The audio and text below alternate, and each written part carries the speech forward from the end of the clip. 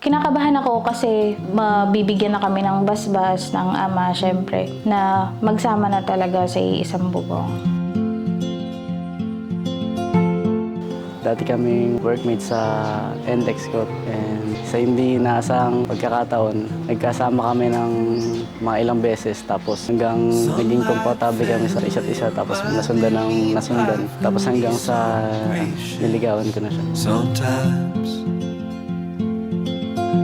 Tapos yun, parang nagkakagaanan na kami ng loob hanggang sa naging simple dates. Parang eat out, ganyan. Hanggang sa nag-iba na ako ng work, ganun pa din yung sweetness niya.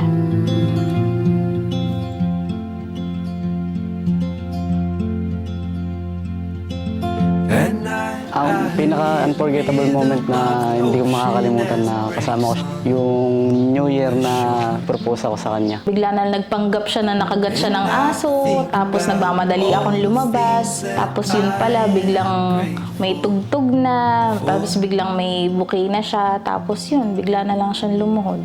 They say, hold on to the ones you love, keep them close to you.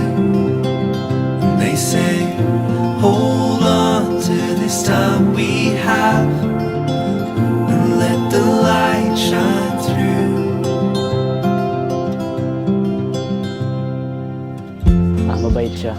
Inuuna niya yung pagsamba bago yung trabaho. Lagi siya naglalaan ng oras. Kaya mas lalo akong nahulog sa kanya. Masayahin kasi siyang tao, tapos very family-oriented, na makikita mo talaga sa family niya na dikit-dikit sila, gano'n. There are blessings all around you. Take a step outside. Let your heart shine in a new light. See it come alive. They say, hold on to the ones you love, keep them close to you. And they say, hold on to this time we gusto ko have. sabihin sa'yo na mahal na mahal kita at ikaw ang aking oksihina. Kung ito na ang huling minuto sa mundo, mga segundo uubusin. Sa tabi mo kulang ang habang buhay sa atin. Bitin ang habang buhay sa akin. At kung ipipinta ko ang pag-ibig sa'yo, ito ay kulay na hindi pa nakita ng mata mo, tila magbibilang ng hangin. Balor may di kayang sukatin, kahit lahat ay mawala. Mamahalin ko siya ng tapat, siya lang. Aalagaan ko siya hanggang may lakas ako, hanggang nabubuhay ako. Happy ako na ikaw yung napili ko na, naiyak ako, sabi ko di ako iyak. Napili ko na makakasama ko habang buhay, ganyan.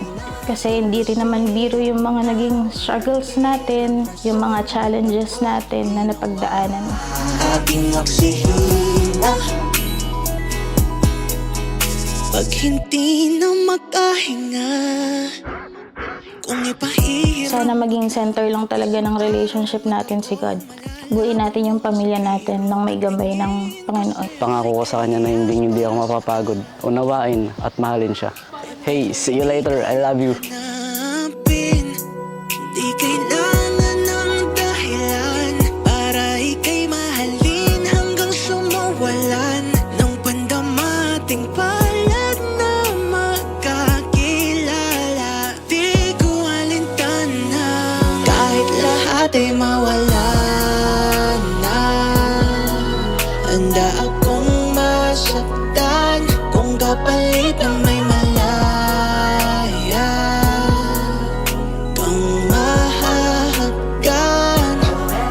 Tunay na pagpasiya, ikaw ang dakilang rason ba't ako ginawa aking oksihina. Pag hindi na magkahinga,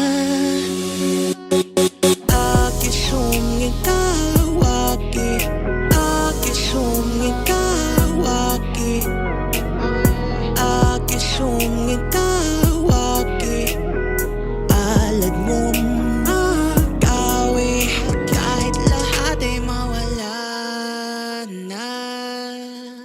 Handa akong masaktan kung kapalit na may malaya